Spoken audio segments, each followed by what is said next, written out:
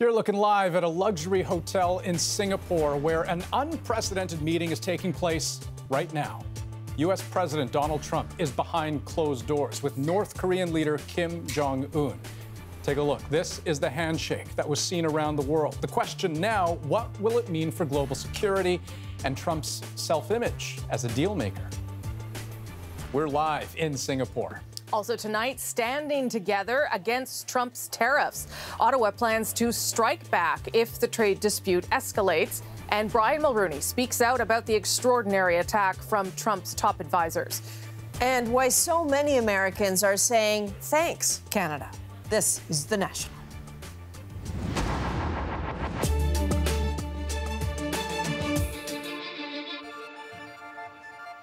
Trump has a talent for chaos, an appetite for risk, and fresh off of attacking trade deals with America's closest allies, he's aiming to forge a peace deal with one of its most bitter enemies.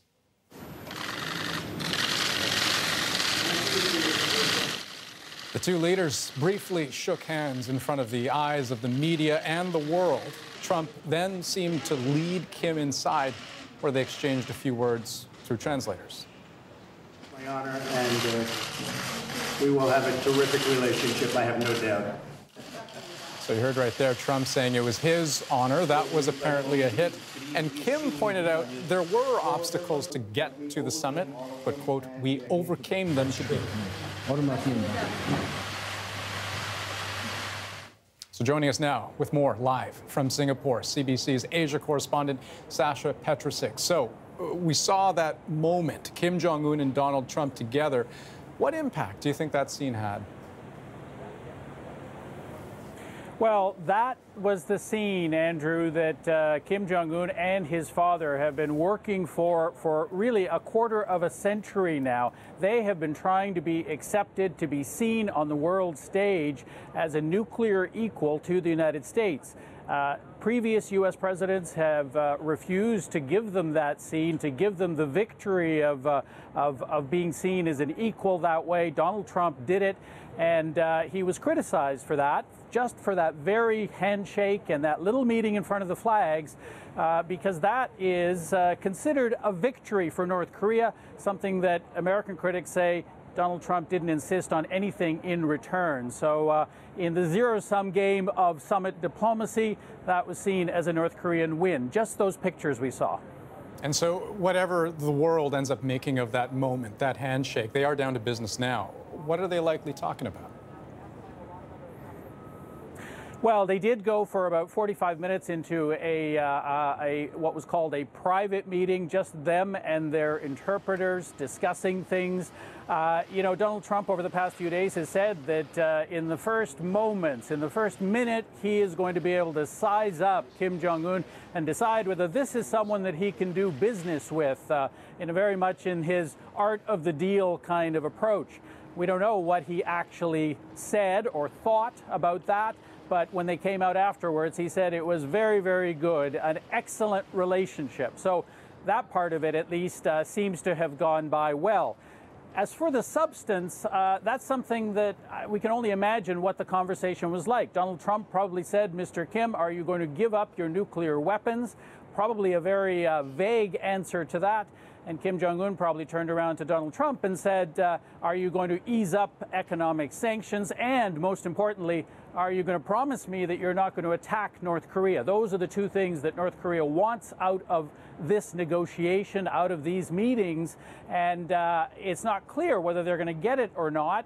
Reportedly, last night, the officials from both North Korea and the United States were meeting all night and trying to come up with some way of bridging the gap on denuclearization, which the two sides are still quite far apart on. Not clear whether that has happened, but we should find out within the next hours, perhaps, now that all the officials are meeting as well. Okay, thank you, Sasha. Sasha Petrusik in Singapore. Now, negotiation, especially the way Donald Trump tends to describe it, is about power. So who has the upper hand in these negotiations?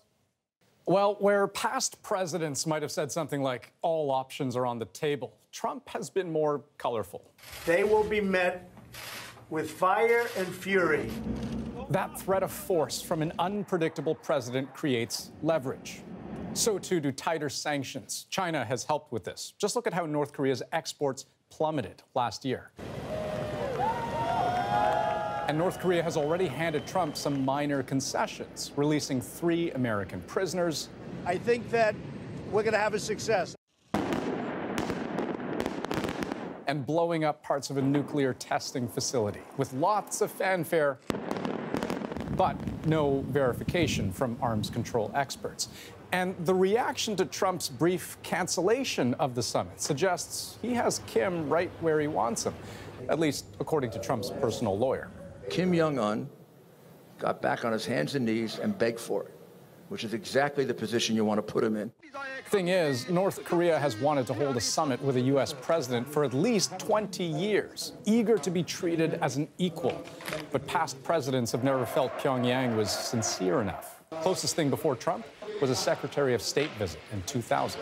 Nobel Peace Prize? Yes, sir. Well, I just think that President Moon was very nice when he suggested it. I want to get peace.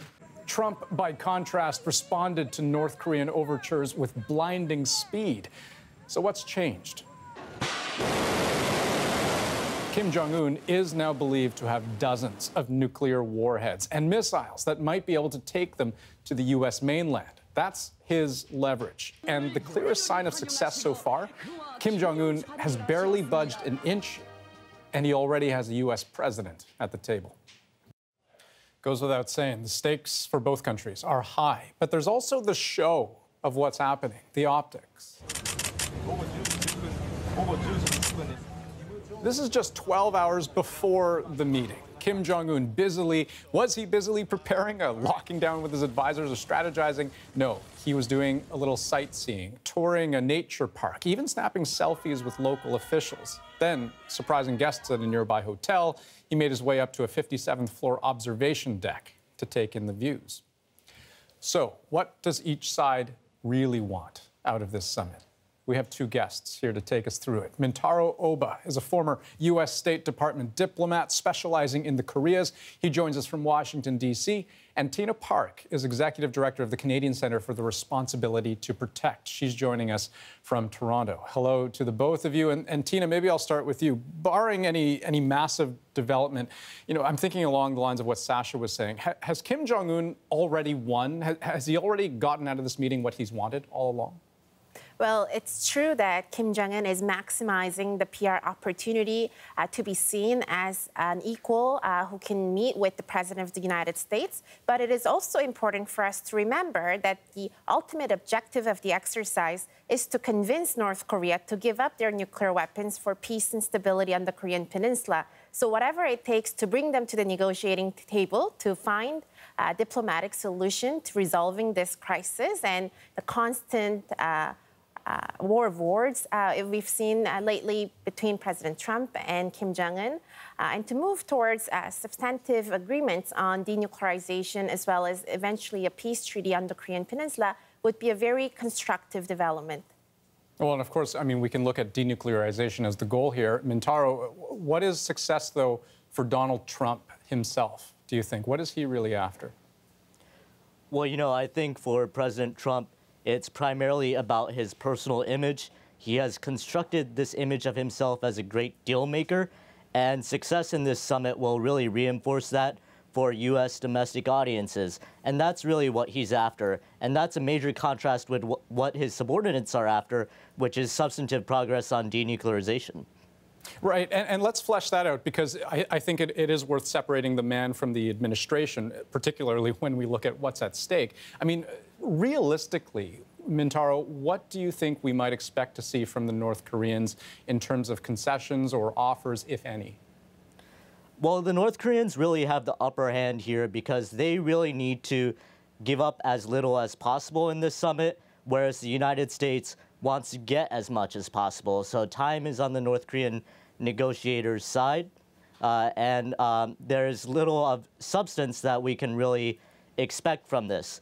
But ideally, we would see the beginning of a longer-term diplomatic process where we can hash out these more complicated issues of denuclearization among real experts. Tina, would you say that is the likely outcome here, that this is simply the start of a series of future diplomatic talks, or is there a risk, perhaps, that this could end badly? Absolutely. I think we have to see it as a long process because North Korea and the United States have a track record of calling each other enemies over not just on public forums like Twitter, but if you look at the education system in North Korea, children are taught to hate the United States. So the fact that the two leaders got together to have substantive discussions on nuclear weapons, which North Korea justified as key to their survival, is a big deal already. But the details would have to be hashed out by the experts in the months and years to come. And I think we have to be patient and keep our expectations low in terms of what this one summit could accomplish in tackling a very difficult challenge.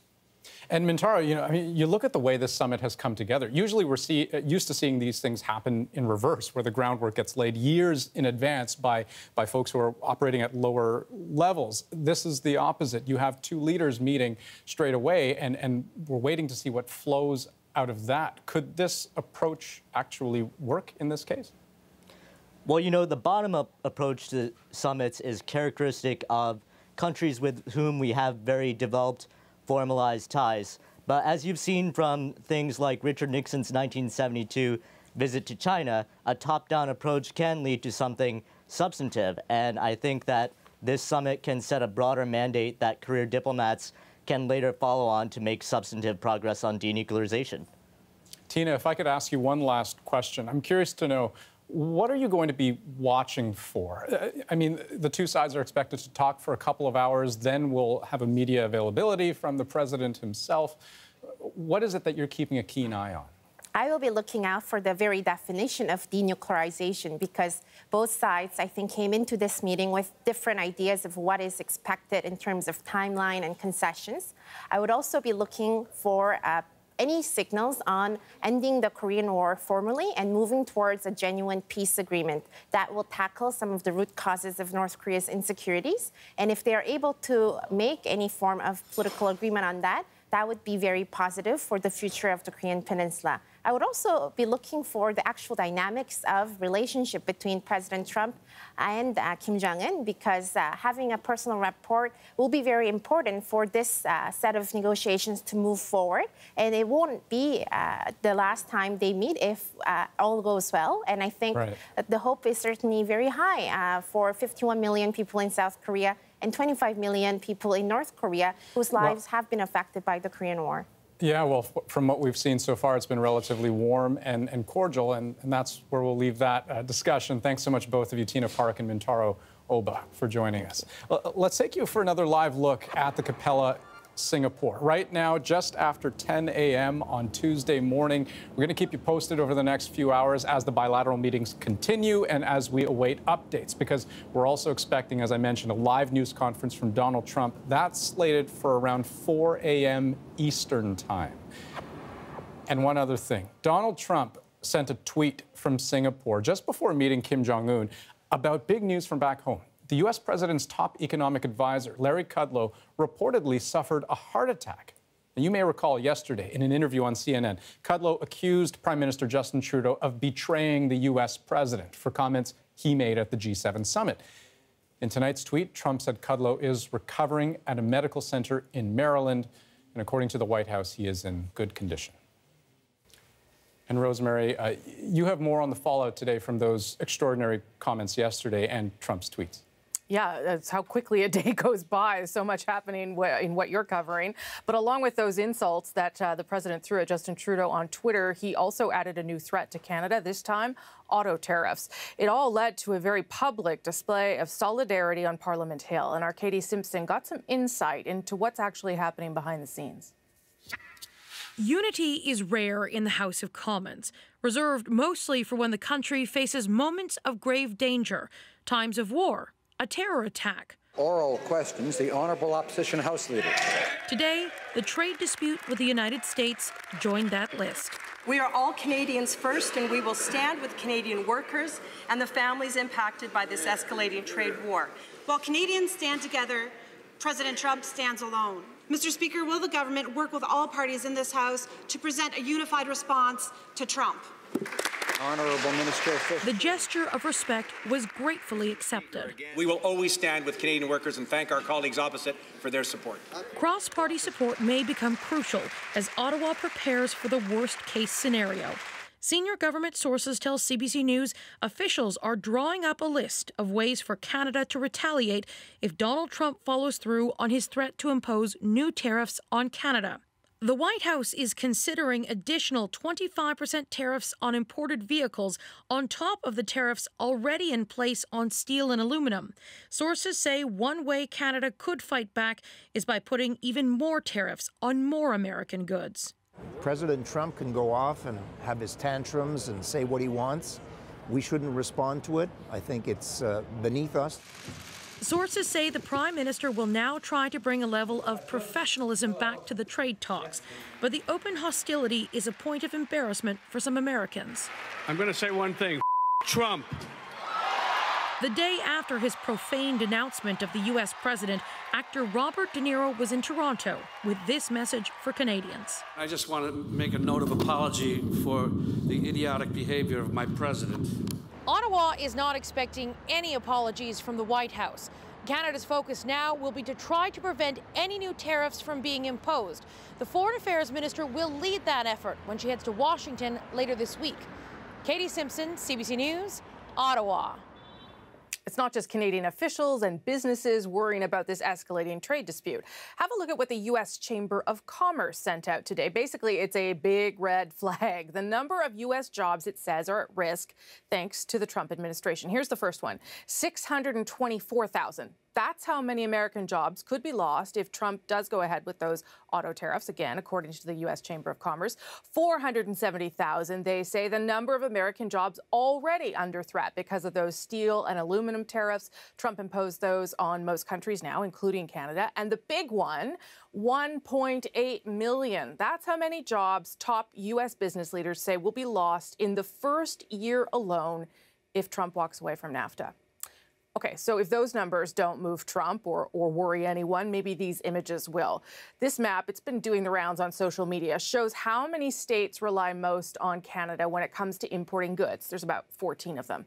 And these are the states for which Canada is their #1 partner for exports. More than half of all U.S. states sell the bulk of what they sell to Canada.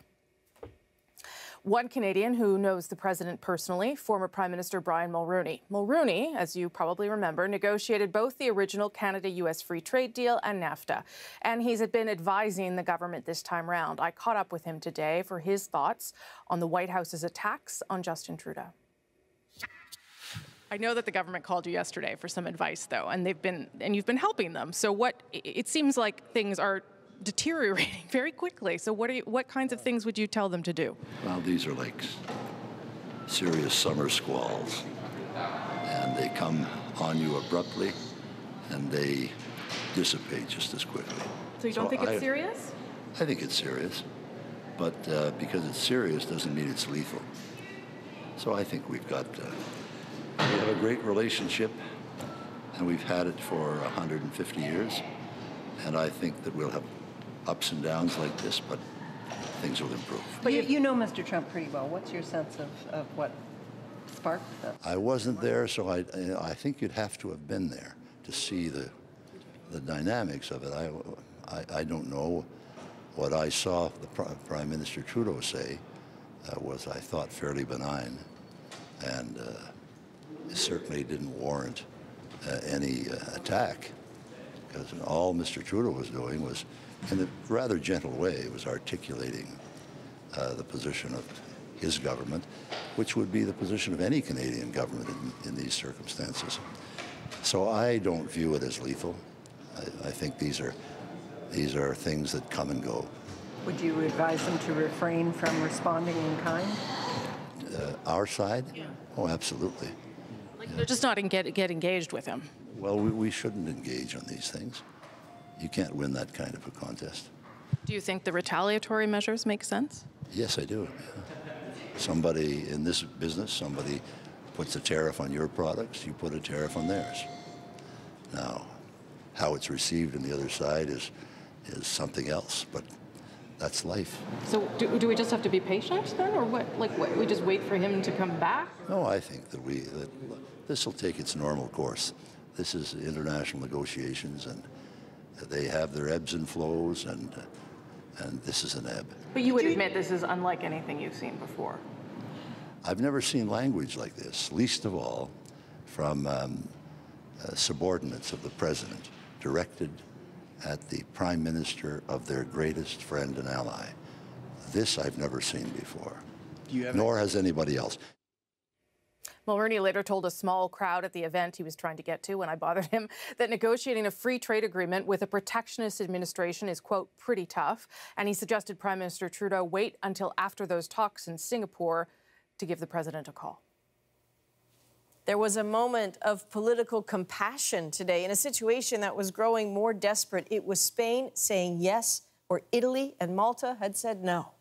Spain agreed to take a ship packed with more than 600 migrants, each one rescued from the Mediterranean's deadly waters. As Margaret Evans explains, as the number of new arrivals grows, so does resentment within Europe. Cries in the darkness on a journey that will already have been full of horrors. Second line! More life jackets! Rescuers struggling to see and bring to safety panicked souls in the water. One by one, guys. You, in the rock. Go, go, go, go, go, in the rock. Let's go. This was one of 6 separate rescue operations off the coast of Libya over the weekend, according to those aboard the Aquarius, the rescue ship run by Doctors Without Borders and SOS Mediterranean. There is not enough room. More than 600 people on a vessel with a capacity for 500. They are weak, tired, exhausted. Go, go. It is a huge operation and one that takes its direction from the Maritime Coordination Center in Rome. But Italy's new rulers came to power, promising to put an end to the country's migrant crisis, and this was their opening salvo, refusing the Aquarius permission to dock. Malta, too, refused to take the ship, leaving it stuck at sea until Spain intervened. It's a welcome development and a great display of solidarity from Spain with refugees. But Italy's new interior minister saw it as a show of solidarity with Italy. He says he'll deport more migrants. Ma il problema si è risolto. The problem has been solved thanks to the generosity of the Spanish government, he's saying. The European Union cannot go on this way. Italy has become the main entry point for migrants crossing from North Africa to Europe. Rome resents its EU partners for refusing to share the burden. Aid agencies agree it's not fair, but say that can't trump a humanitarian response. What we're calling for is the priority to be put on, the people on board and the people that are forced to make this sort of dangerous crossing in the first place. And none of this addresses the question of what happens when the next boat is rescued, and the one after that, and the one after that. Okay, guys, hello. Margaret Evans, CBC News, London. So how dangerous is it to attempt to reach Europe this way? Well, the central Mediterranean is considered the deadliest migrant route in the world. More than 14,000 deaths have been recorded there since 2014. 2 years ago, 1 out of every 88 migrants attempting the crossing died. Last year, the odds worsened to 1 in 36. So far this year, 785 people have died, a number doomed to grow. And still ahead tonight on The National, a raging fire in BC claims the lives of a parent and child and leaves 70 people out of their homes. And a little later, a broken hip needs to be treated fast. Why doctors say waiting too long is putting lives at risk. And as Donald Trump makes history tonight, the national documentary looks at the U.S. president's foreign policy. I consider it, in the end, an honor, and it has been a liberating experience. An honor? Yes. To be fired? An honor to be let go by a president who has shown such contempt for professional diplomacy.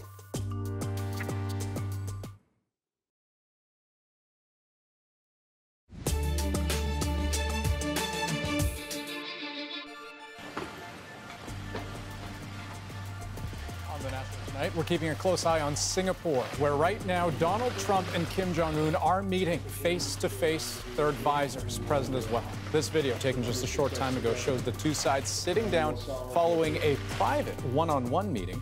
So far, the tone has appeared cordial. The talks are scheduled to go for another hour or so. Then there's a working lunch. We'll be keeping you updated on this historic summit throughout the night.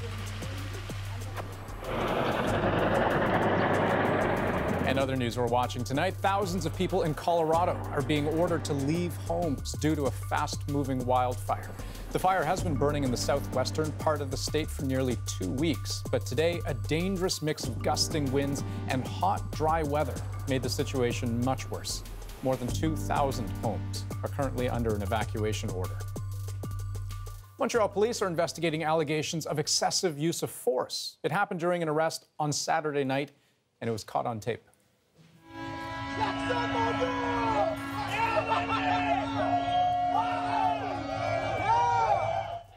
So you can see right there, a police officer pepper spraying a black man in his car. The driver is pulled out. He accuses the officers of racism.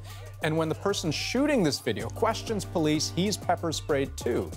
Police say the driver was honking excessively and hit an officer's bike. The driver was arrested and given 2 tickets. Police also say he'll be charged. Meanwhile, the mayor of Montreal has called the video worrisome and says she spoke with the police chief. What we agreed on, both of us, is that it was not acceptable to see those images, but we need to know more. Mayor Valérie Plante says police will decide on the next steps once the investigation is complete. Now back here in Canada, in North Vancouver, a mother and son are dead following an overnight fire in an apartment complex. Some families were able to escape. About 70 residents got out, but their homes are destroyed. And as you'll hear from Briar Stewart, even those who made it out in time very nearly did not. For those who woke up to the sounds of screams and sirens, one look at the fire confirmed just how bad it was. I knew it was bad because it's terrifying. How would you get out that fast? It was so fast. In the early morning hours, the fire quickly tore through this wood-frame townhouse complex, sending people running for their lives and trapping 2 inside. A mother and her young son died when they couldn't get out of the burning building. The father and older brother from that same family were able to escape by jumping from the 2nd floor. The dad's all burnt all over the shoulders and his feet, and he lost a few teeth. And his son, the oldest son, is safe, and he told me like how it happened. Dorsa Pedroud and her mother know the family and spoke to them in the hospital.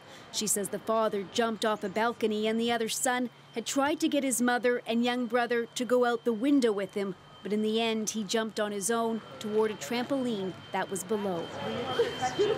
Moje Jenna Mabagi said the family had been living in the building for a few years and were originally from Iran. She didn't jump out because of her son. You know, she wants to take his son and coming out together, but the fire locked the door and everywhere, and she's stuck in the fire. 16 other people were sent to the hospital this morning, and dozens are now homeless. Clothing and donations are being collected and distributed. Fire investigators are looking into how this building burned so quickly and will stay at the scene for at least a few more days. But the memories of what this neighborhood experienced this morning will last much longer. It was all just so traumatic. Like, I still can't get the image out of my head. Like, we were at the hospital and any noise that I heard was like, my mind just went to like, it's the propane tank and windows exploding. A terrible ordeal that's devastated this neighborhood and shattered a family. Briar Stewart, CBC News, Vancouver. Up next on The National, why doctors now say a broken hip should be treated just as urgently as a heart attack. First, though, as Donald Trump puts America first, where does that leave the rest of the world? Keith Bogue takes a closer look at Trump's foreign policy. If the American president can so easily pull out of any agreement that previously committed the United States to anything, of what value is the signature of the President of the United States?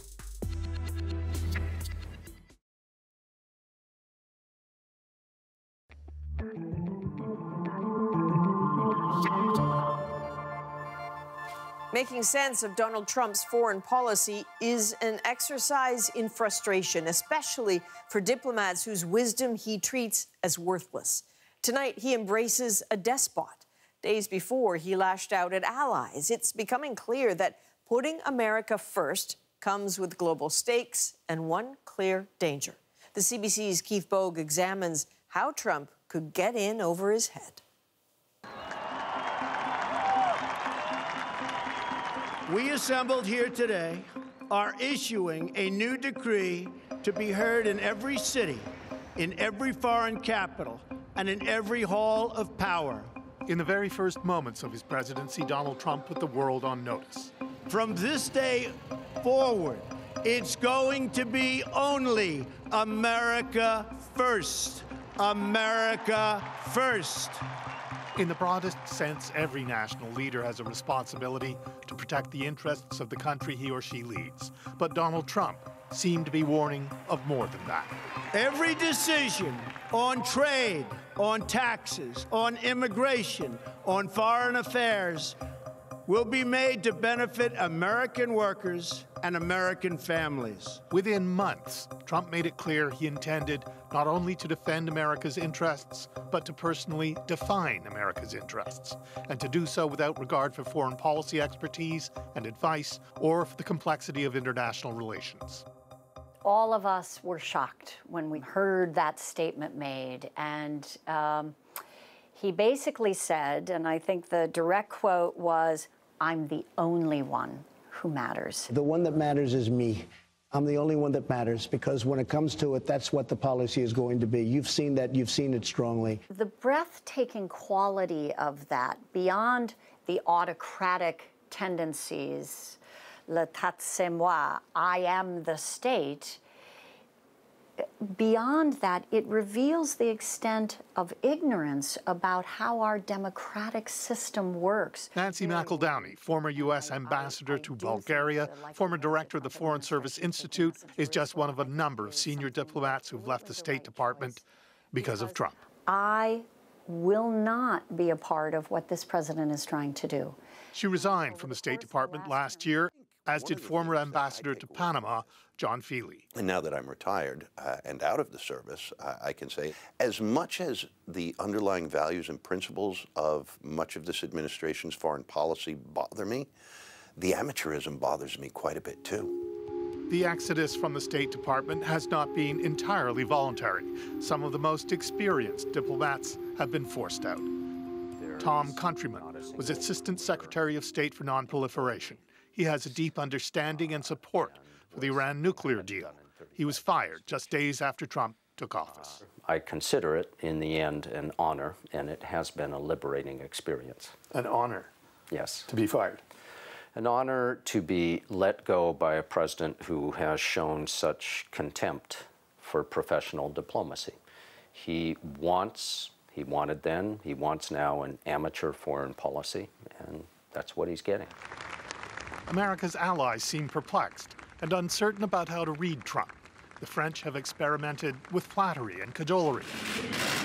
When Emmanuel Macron visited Washington in April, both he and Trump seemed to bend over backwards for each other. In fact, I'll get that little piece of dandruff for... He came here, and he did indeed flatter, and they had all of the pomp and circumstance of a marvelous state dinner. This is this very special relationship. The next day, he went and gave a speech to the Congress of the United States for, maybe a day or two. A number of folks around the world and analysts who thought, aha, he figured it out. As long as you flatter him personally, you can kind of get away with the other stuff. But the specific thing Macron wanted was for Trump to agree to keep America in the multilateral agreement over Iran's nuclear program. But nothing Macron said appears to have mattered. He barely left the city when Trump made his decision. I am announcing today that the United States will withdraw from the Iran nuclear deal. The U.S. didn't withdraw. It violated. The agreement doesn't say you can withdraw. It says you can respect the agreement or you can violate it. And this president chose to violate it.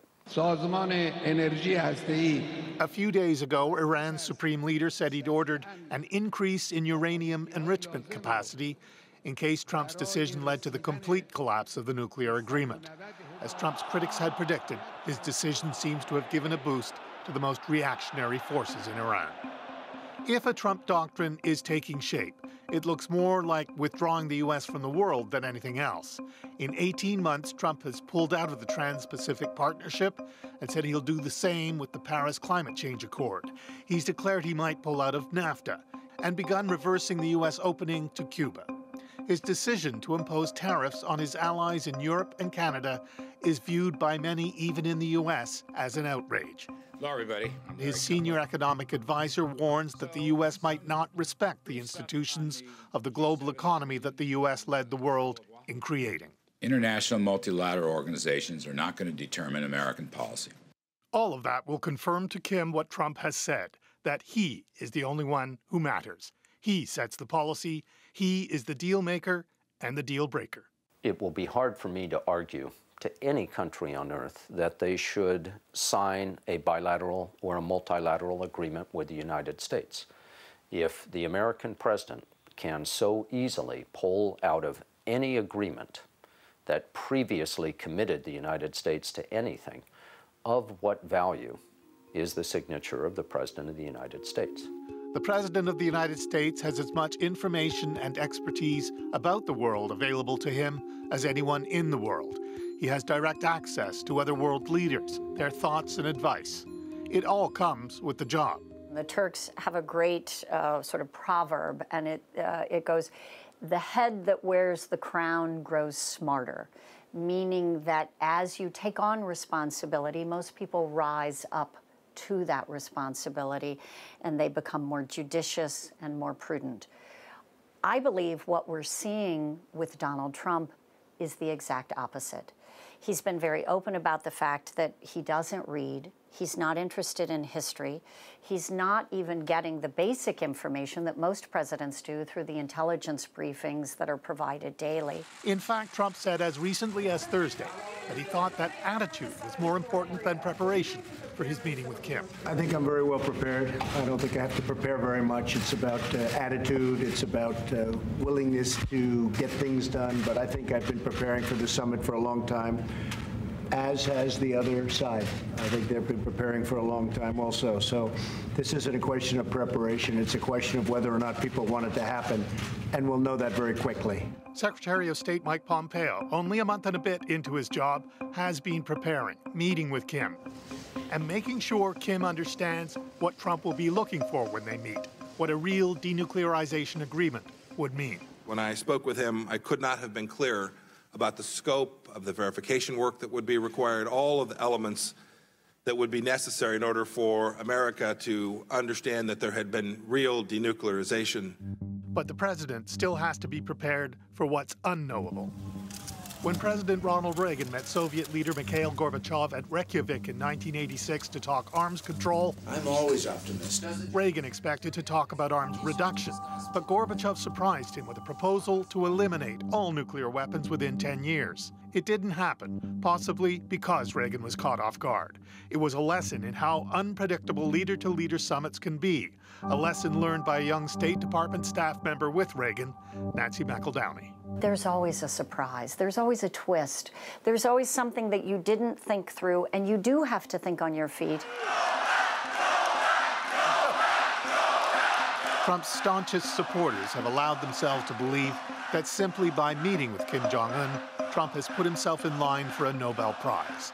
A small group of House Republicans has nominated him for the honor, and Trump has not discouraged any of it. As Trump himself would say, we'll see what happens. It would be foolish to bet against it in these extraordinary times.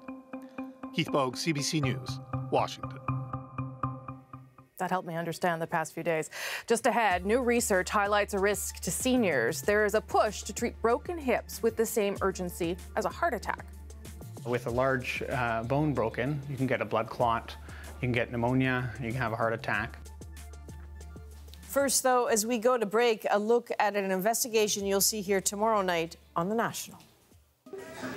The story begins with a plan to show you how easy it might be to break the law in the name of making a point. All right, you take my engine card? Yes, we do. That lookalike Indian status cards are being passed off as the real thing to secure tax breaks. Merchants don't know the laws, so they'll take anything that's, being presented to them. The Government of Canada does not recognize this card as being legitimate for tax exemptions, period. Our card is not a tax card. These are all fake cards, every single one of them. The cards are one concern, those using them quite another, because many rely on DNA tests that raise questions of their own. In any way, does this call into question the legitimacy, in your mind, of anyone in your membership? No. The card carriers, tomorrow on The National.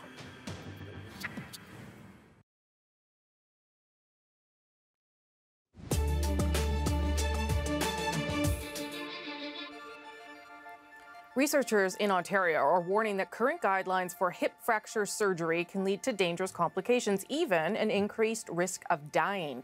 They're proposing changes they say could save many lives. Christine Birack explains why the risks are so great. Excellent. Excellent. I can't complain. For someone who just fractured her hip, Jerry Clark is feeling pretty good. She fell 5 days ago in a coffee shop. I've made a terrible, terrible noise. I knew something had broken, that's for sure. Clark underwent hip surgery just a few hours after arriving in hospital, making her one of the lucky ones. A new study has found 2/3 of patients in Ontario don't receive the urgent surgery within 24 hours, and that can have serious consequences. After a hip fracture, 35% of patients die within 1 year. Because when you're waiting around with a large bone broken, you can get a blood clot, you can get pneumonia, you can have a heart attack. So these are the kinds of things that were happening, and they're not necessarily the result of the fracture, but the result of waiting around. Canadian guidelines say patients should wait no longer than 48 hours. This is the neck, this is the head. The study author says changing that recommendation to 24 could save lives, and this cardiologist agrees. To a large extent, it tends to be much older patients who don't have a strong voice, so they would typically wait longer. At 90, Clark received hip surgery in less than 6 hours as part of an international study called Hip Attack. It treats these patients with the same urgency as someone who's had a heart attack, freeing up space and staff in the emergency room. So we're trying to reverse this and see, okay, what if we actually really treat this like a heart attack or stroke, and we really quickly reverse this? Can we then substantially improve the outcomes? Because the outcomes are terrible. But Ontario researchers found wait times for hip surgery largely depend on which hospital you go to and how that emergency room and doctors prioritize patients in pain. I'm very, very grateful that it was done so quickly. Yeah, absolutely. It may have even saved her life. Christine Birack, CBC News, Hamilton, Ontario. Remember, you can get more from The National every afternoon in your inbox. The National Today is our newsletter. We take you inside our journalism and then dive into some other stories that we find interesting. Today was India's deadly rumor mill, how fake stories on social media are triggering hysteria and claiming lives. Subscribe at cbcnews.ca/The National.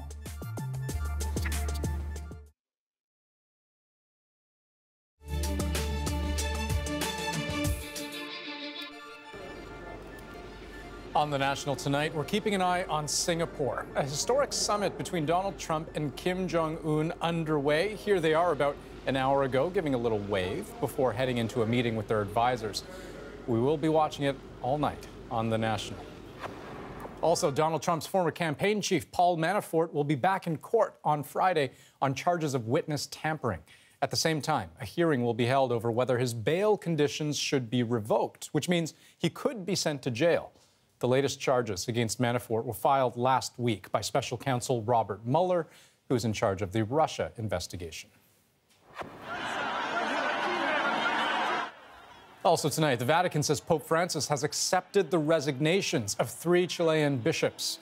It's fallout from a sex abuse scandal that has rocked the Catholic Church in Chile.